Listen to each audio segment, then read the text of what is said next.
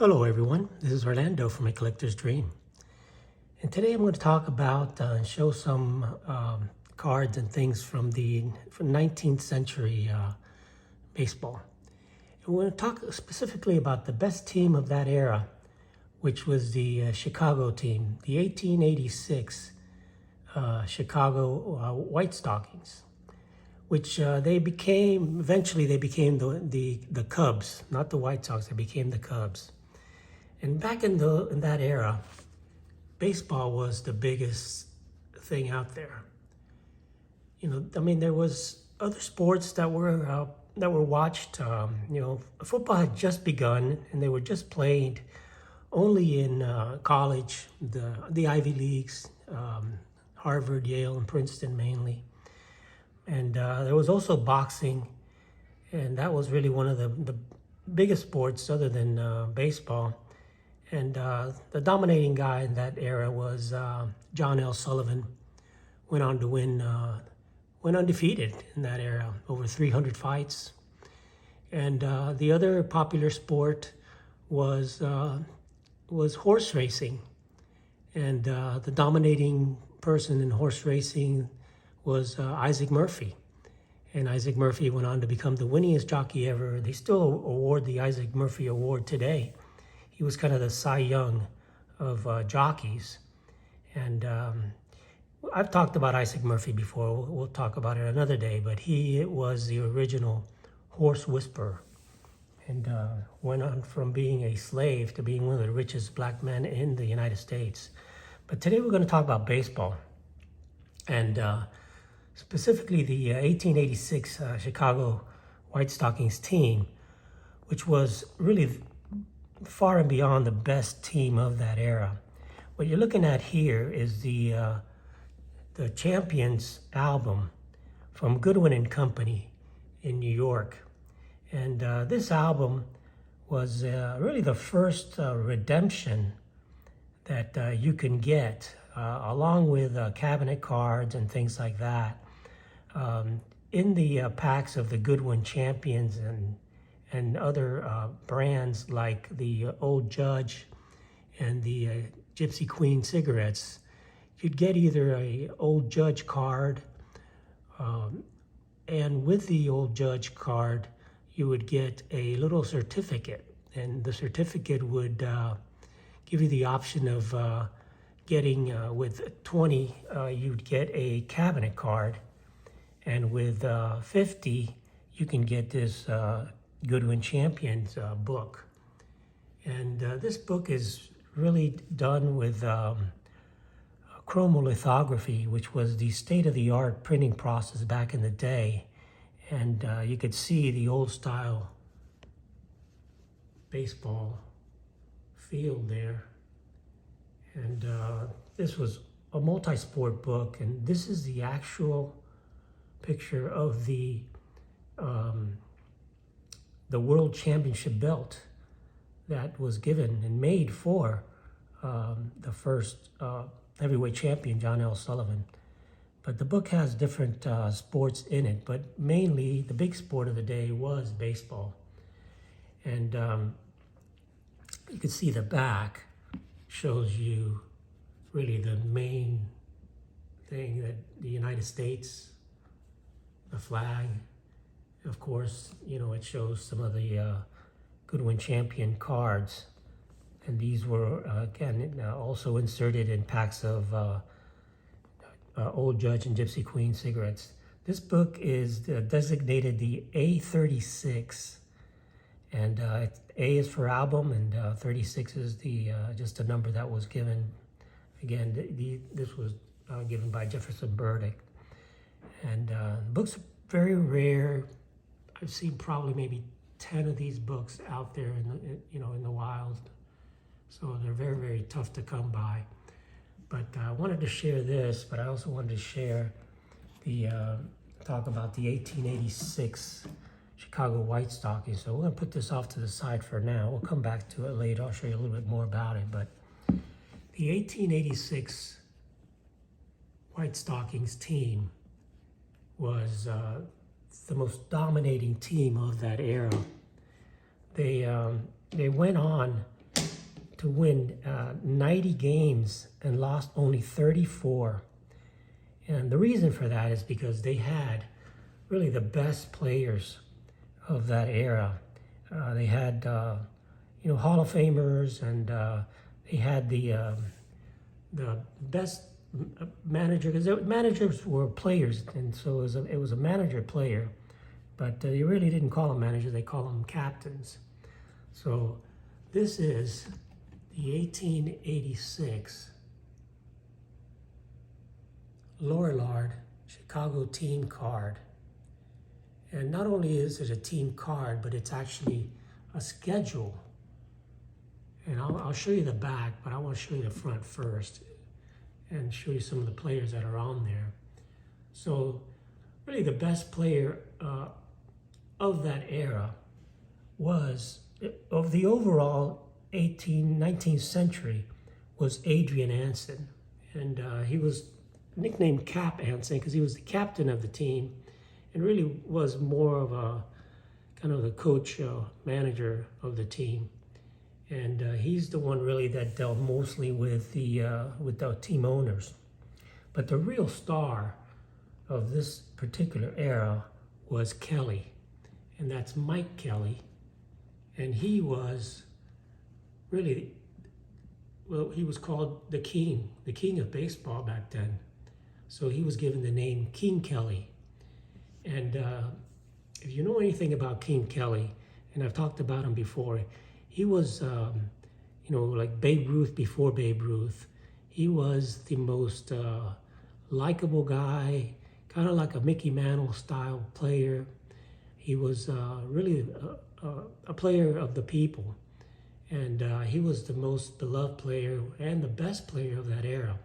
And, he was one of these guys that after the game, he'd go out to the bar, have drinks with the people, and hang out with everybody. And, he was just a really easygoing guy. But overall, he was the most talented player of that era. He had speed, power, smart. He had it all. So we'll talk a little bit about these players that are on this card. And this was the Chicago League. Again, they were the best team. Won 90 games and lost only 34. So this is Cap Anson, or his real name Adrian Anson. And you can see that he, I'll give you a close-up here, he played center field. And Kelly also played outfield, but he also played catcher. And he was really, back in the day, this was when catchers had really no equipment. And, he was one that started with the chest protector at that point, and was one of the biggest innovators in baseball, along with Cap Anson. But Kelly wasn't really, a guy that would stay in shape since he was a drinker and stuff. So Cap Anson created spring training because of King Kelly, and he convinced him to come play with the Chicago team. Other players on the team were Flint, and then you had here another big Hall of Famer, the biggest pitcher during that time, one of the biggest pitchers, and that's Clarkson, Jack Clarkson. You also had another one of the pitchers here, which was McCormick. And then Williamson was the third baseman. Pfeiffer was the second baseman. And you could see how they did the field here, so they could show people where the players were between the batsman, the catcher, the pitcher, and so on and so on. And again, you had Burns, you had Dalrymple, Gore, and then you had here Sunday, the right fielder, and that's Billy Sunday. Billy Sunday went on to become the biggest evangelist of that era. And I've talked about Billy Sunday before, but he really was known more as not just a great player, but he was an evangelist and began the biggest church of the time. So you had a mix mash of players here, from an evangelist to Kelly, who was kind of a drinker. Cap Anson was really a strict manager, a coach, I guess, at the time. And he wanted to keep everybody in order, everybody in shape. And so he was the one that kind of directed the team. So the back of this was really a team schedule. And this was given out to the fans so they knew what the when the games were and all of that. Because back then, of course, there was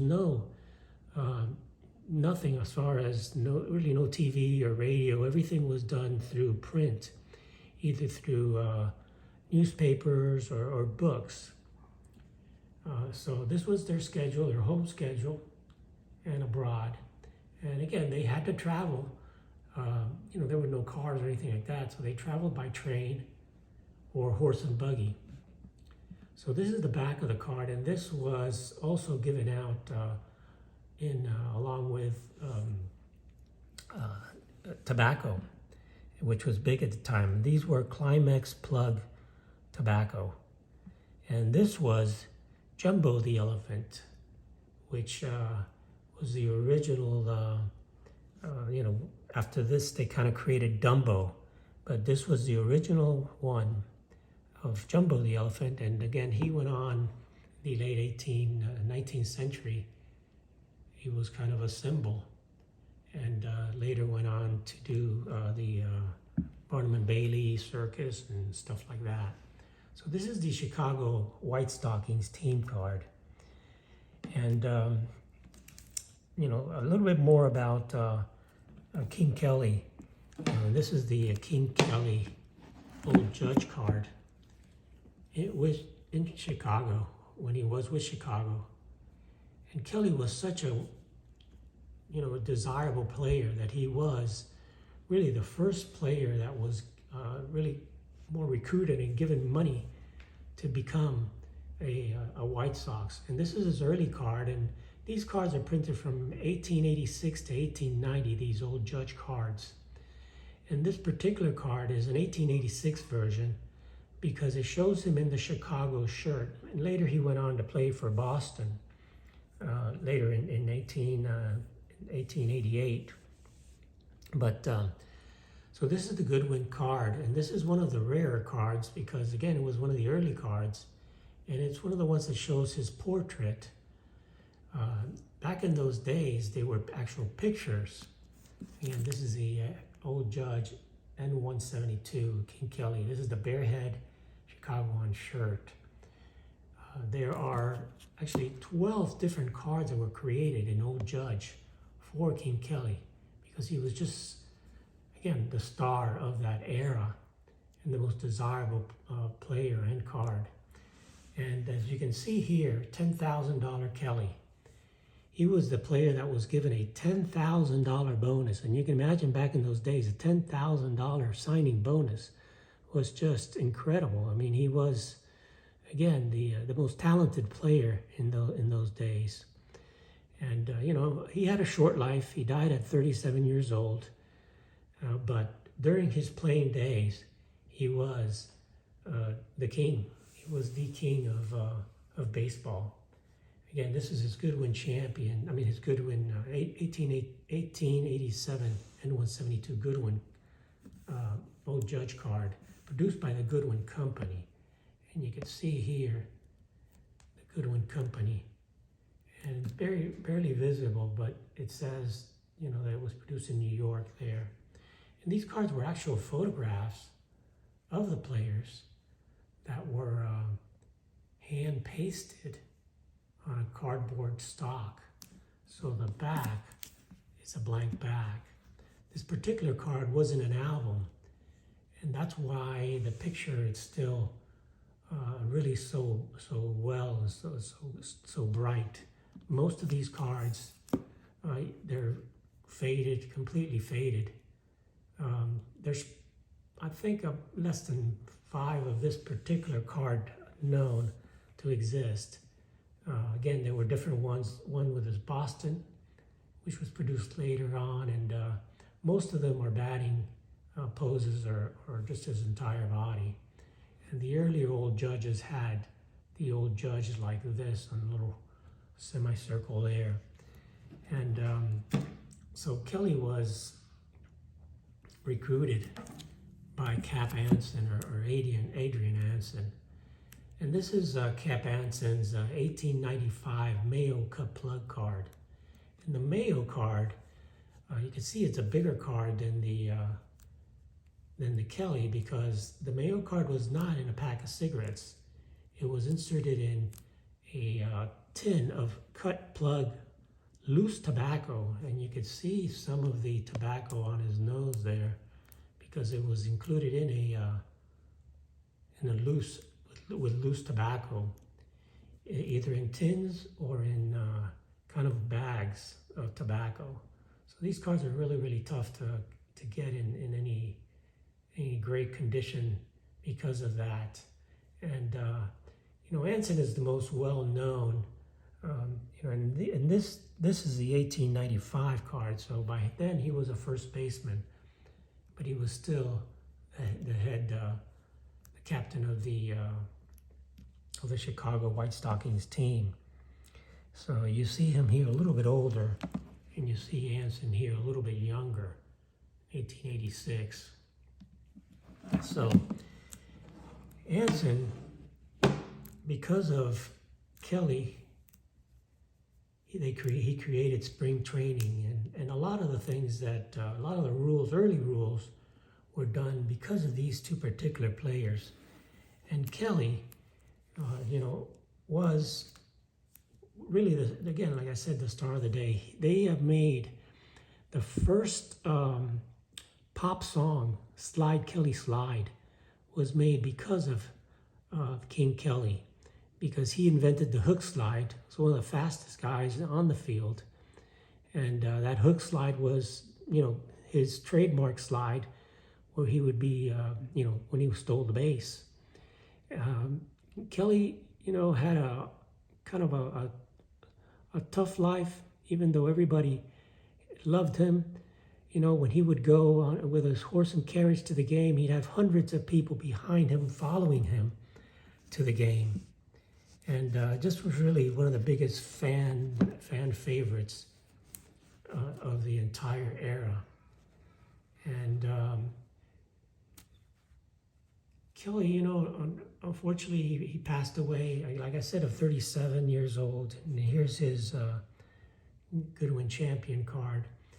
And, he passed away helping people. He was at a bar one day, and they heard that there was some people stranded. It was a real bad snowstorm. I mean, freezing cold, back in those days. And Kelly went out to save the people that were apparently stuck in this snowstorm. And when he got out there, he saw they had like frostbite. They were, almost frozen. And Kelly gave them his coat, his overcoat or whatever they would call it back in the day, and took them back to the hospital. And unfortunately, the next day, the next couple of days, Kelly got pneumonia and was taken to the hospital, and he didn't survive, and he was 37 years old. But Kelly was so well known that he did a vaudeville act back in those days. He was kind of in Broadway. He married a famous actress, vaudeville or Broadway star. Back in the in the late 1880s, and that a lot of people came from all over to see him play. And one of the ones that came to see him was a writer, and I can't remember the name of the writer right now, but you'll know when I'll tell you the story. And this writer had heard about Kelly and really didn't know much about baseball. But, he came out, like all of the newspaper writers and famous people came out to see him play. And, he was the biggest attraction. The $10,000 Kelly. Who would they give a $10,000 bonus to.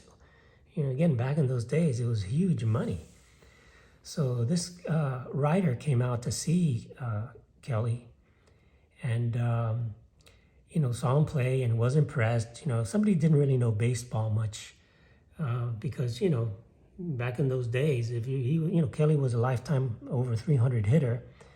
But again, 300 hitter, one every 3 times, you just you only get a hit once every 3 times. That's the tough part about baseball.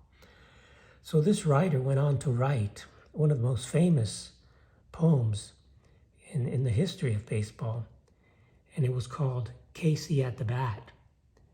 And Casey was King Kelly. So if you read the poem of Casey at the Bat, where mighty Casey struck out, that was the day that writer came out to see King Kelly play. And the mighty Casey, unfortunately at the end of that game, when they were looking to win that game, King Kelly struck out. So he wrote that poem, Casey at the Bat. King Kelly was the subject of Casey at the Bat. So this is the Champions album, and it shows there some of the players during those days. Again, this was from the Old Judge Gypsy Queen cigarettes, and it was a redemption. You would get, with the Old Judge cigarettes, you would get a little redemption paper certificate. The size of the cards, of the T206 or Old Judge cards. And with 20 of those, you could get a cabinet card of the player. And with 50 of them, you would get this particular album. So this is the Cap Anson card from the 1888 Goodwin Champions set that was made a couple of years after the 1886 team. And these are some of the other players that were there. And I'm not going to go through this whole book, but again, like I said, they were some of the best athletes of the era and some of the sports of the era. And in this book, you'll see all the different sports that were played. The first tennis players here. And here you have the father of tennis, Dwight, with some of the other big name players of that era, Sears. And the artwork on this is, like I said, chromolithography, which was what today is called chrome. And the other thing I want to show you is, this was, football had just begun back in that era, and this is Beecher, which is the first football player that was really recognized as a star. And he was the captain of the Yale team. And you can see football back then, it was 25 men per side.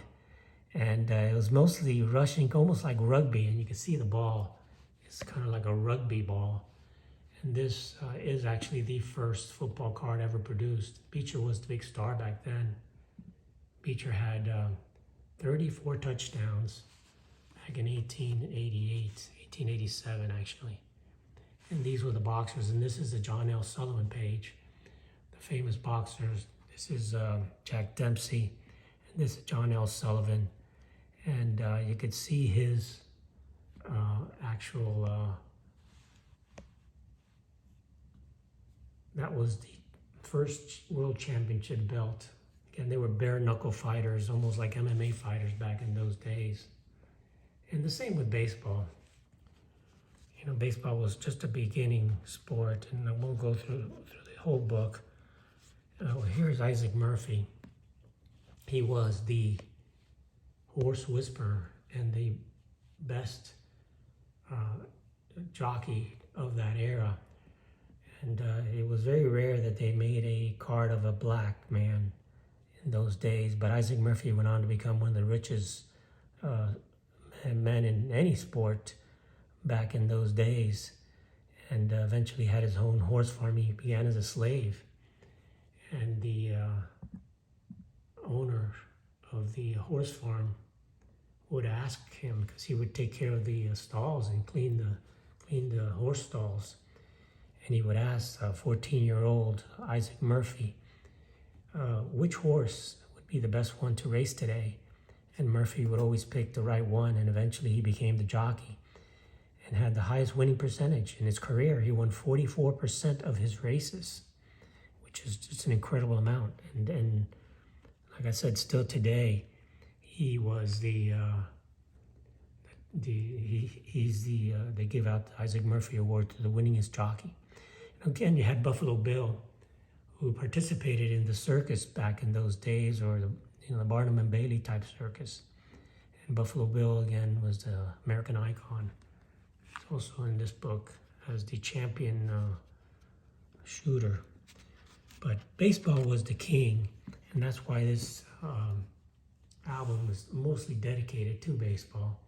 And you could see back in the day how the players played, with no glove. And this is Jack Glasscock. They called him Pebbly Glasscock, because he was the best defensive player, even though he didn't have a glove. And the Pebbly name was given to him because he would literally go out to the field and become the groundskeeper and pick up all the little pebbles that were in this dirt infield. And so that's Pebbly. But the main subject of this video is really King Kelly and the 1886 Chicago team, which became the best team of that era, with some of the best players to ever play baseball, 19th century baseball, and Cap Anson and King Kelly. So I just kind of wanted to share that with you guys, along with some of these rare baseball pieces. So I really appreciate you guys watching. Hope you learned something again today in my videos. I love the history of baseball, love the old-time players, and really want to just, get some of this information out. And hopefully, you guys that collect cars can go back and, take a look at some of these players and who they were, not just from the 19th century, but, from pre-war, because each one of these guys have stories. And that's why they were made into these cards.